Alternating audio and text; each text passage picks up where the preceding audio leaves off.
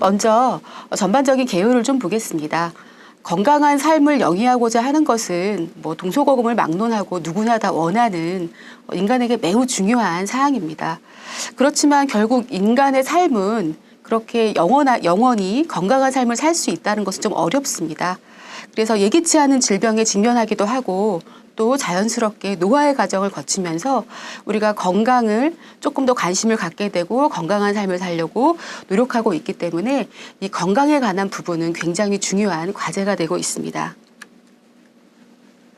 그렇다면 질병과 건강의 문제를 다루는 의료 영역은 어떤 것들이 있을까요? 이 의료 영역은 계속 전문 영역으로서 발전을 하고 있습니다. 그런데 이 건강과 질병에 영향을 미치는 것이 과연 우리 신체적인 것뿐이냐라는 고민들을 많이 하게 되고요. 따라서 심리적인 것, 또 환경적인 것에 대해서도 우리가 관심을 많이 갖게 되면서 이 의료 혹은 질병과 건강에 대해서 사회복지적인 개입이 많이 필요하게 되었습니다. 의료 영역에서 사회복지적인 개입이 이루어지게 된 중요한 학문적인 그리고 사회적인 변화가 몇 가지 있었는데요.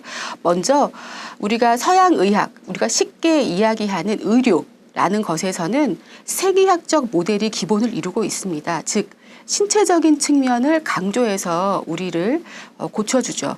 그런데 사회가 발달하면서 꼭 이렇게 생의학적인 부분만 우리의 건강과 의료 영역이 관련이 있느냐라는 것에 의문을 갖기 시작했고 그것을 비판하면서 생심리사회적인 모델로 변화하게 되었습니다.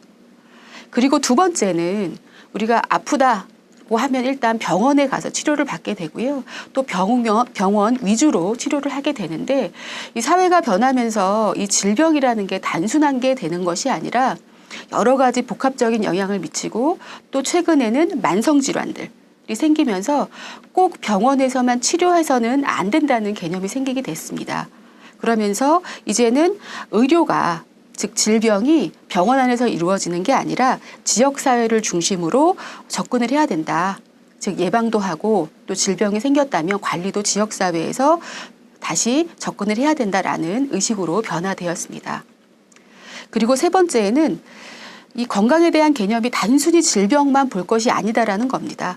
신체적인 것, 정신적인 것, 그리고 사회적인 측면을 고려하면서 우리가 봐야 된다라고 보고 있습니다. 그래서 이 세 가지의 변화로 인해서 의료에 대한 영역이 넓어지고 또 우리의 관심이 높아지고 있습니다. 이 세 가지를 조금 더 자세히 보도록 하겠습니다. 먼저 생의학적 모델이 생심리사회적인 모델로 변화하는 것입니다. 우리가 생각하는 알고 있는 이 의학적인 모델은 몇 가지 가정을 가지고 있습니다. 먼저 첫 번째는 마음과 몸은 별도로 취급하는 것입니다. 그러니까 의학적으로는 몸과 마음이 분리되어 있는 것이죠. 우리가 예전에는 이렇게 많이 생각을 했습니다. 그래서 이런 가정이 첫 번째 있고 두 번째는 몸도 기계처럼 수리가 가능하다라고 간주를 하고 있습니다. 여기 나와 있듯이 고장이 나면 수리를 해서 의사가 치료를 한다라고 이야기가 나와 있고요. 이걸 다른 말로 하면 기계적인 비유법이라고 이야기하고 있습니다. 어르신들이 많이 이야기들 하셨었죠. 아유, 우리가 몸이 늙었으니까 기계도 바꾸니까 우리도 바꿔야 돼. 이런 말씀들을 많이 하셨는데요. 이제 그러한 내용입니다. 요 세 번째는 생의학적인 모델은 어쨌든 아픈 몸을 치료만 하면 되기 때문에 어떤 기술적인 개입이 굉장히 중요하다라고 보았습니다. 결국 기술만능주의로 갈 수밖에 없는 상황이었고요. 또 네 번째는 이 질환을 설명할 때 신체적인 거, 또 심리적인 거, 사회적인 걸 다 봐야 되는데 이 신체만 보았기 때문에 결국 우리가 잘못 그동안 보았다라고 이해하시면 되겠습니다. 다섯 번째는 이 앞에서 네 번째에서 이야기한 내용이 환원주의에 대한 내용인데요. 이 환원주의는 19세기의 질환 해석인 병원균 이론에 의해서 더욱 심화되었다는 내용입니다.